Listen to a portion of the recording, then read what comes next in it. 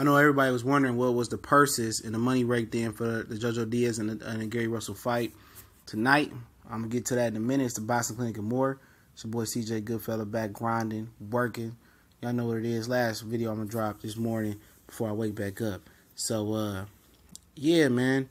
I'm going to link, the information so you know it's Trill from Dan Rayfield into the comment section. And don't forget we got the Twitter, Instagram, Facebook usernames and links in there as well. You want to follow some of them platforms. But, Joesph Diaz, a Golden Boy, earned $600K tonight down in the DMV. So that was good money for him. But Gary Russell, check this out. He earned a whopping $1.4 million, plus he got the live gate from the MGM Grand National Harbor tonight. So that's a lot of money. He got the live gate and a $1.4 million purse. And, a lot of people was questioning, is he worth that? At the end of the day, they must think he worth it. And if you getting paid like that, like him, and he's reinvesting that money, then you know what that means. That means that, he ain't going to be fighting more than once a year. He said he'd like to fight 2 times a year. But more than likely, when you getting purses like that for fighting the caliber fighters of JoJo Diaz, it ain't going to happen. And the reason that Gary Russell doesn't fight more than 1 time a year, it ain't that puzzling. He wants big fights.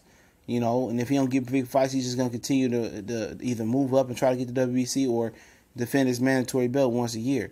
He's not going to be fighting, any, unnecessary fights and taking abuse on his body because, he has bad hands and, injury history. So if Leo Santa Cruz, Gary Russell, Carl Frampton, Abner Mares, none of them guys, Oscar Valdez, all of them, I'm not saying Oscar is, but if all those guys are going to duck him like they did Rigon Diaz, except for Oscar Valdez, and they going to freeze him out like that, ain't nothing you can do. When you got a brother in Al Heyman protecting, Abner and Leo Santa Cruz, and he can't force feed them to Gary Russell. He can't make Leo Santa Cruz do nothing. He's one of the biggest itches in the sport of boxing.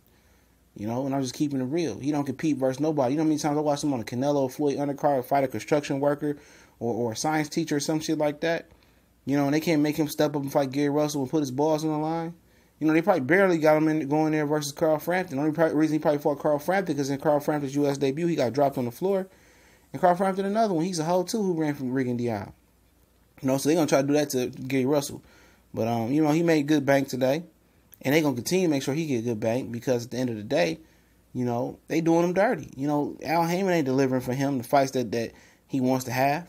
And Oscar Valdez, he's under the control of Bob Arum. Bob Arum, he ain't going out his way to make a fight with Al Heyman for Gary Russell. So, that's what I'm saying, man.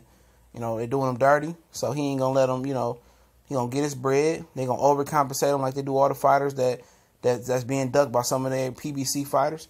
And he going to eat. And he got a percentage of the live gauge. That showed me that he's a businessman as well. So, Gary Russell worked in $1.4 million tonight, plus the live gate. JoJo Diaz brought a cool $600K for a young fighter. I'll do the review tomorrow. Y'all know what it is. CBC and more. We gone.